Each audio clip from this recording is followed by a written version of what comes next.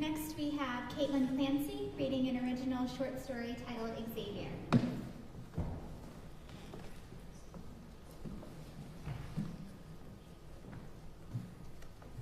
So, as Katie said, this is an original short story entitled Xavier, and it came into being at the end of last semester while I was in that blissful state called being done with all your finals.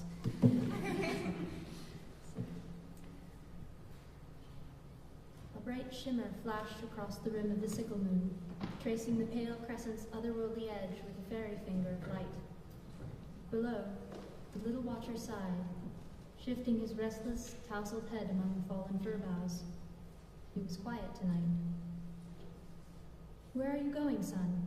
he heard his father ask again.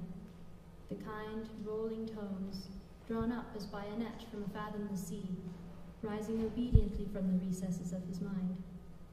A mind that, though young, was already deep and broad. A mind like a vast, peaceful ocean at night. An ocean visible only to the watchful ear of a silent soul. An endless pool of breathing waves, detectable only by its steady, thunderous tide washing in on unseen shores. A mind, in fact, awake. Xavier drew a steady breath of the cool, clear-night air blowing in from off the lake. It tasted of pine and fresh water, and even, he imagined, of cloud. He gazed up at the moon, his dark eyes bright with the sliver's reflection, white as pearl, yet sharp as the blade of a knife. That, he decided, was why fairies danced of old. That was why satyrs revelled in the dark of ancient woods, and why nymphs crept out and played about the boughs of sacred groves, whispering their songs of joy and fear. That was why he now lay with his own back upon fallen fir boughs, arms tucked behind his head, and thought with a boy's mind the thoughts of men. That, too, was why he spent hours silent, alone in the black woods, and listened for their voices, the voices of that marvelous company that walked the world before man dared to tread beyond his doorposts. That was why he lay listening and longing, too, for another voice, a voice that would harmonize the clamorous murmurings of the ages, a voice that would teach them all to speak, a voice he knew had come.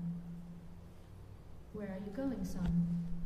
Xavier recalled the room, small, old, and dim.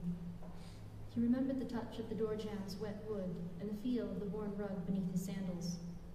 He remembered, too, how, though his eager feet remained planted in the flickering light of the room, his hand had already plunged outside, where it rested, hidden, in the sable folds of Night's own cloak, long past the half-light cast by the fire.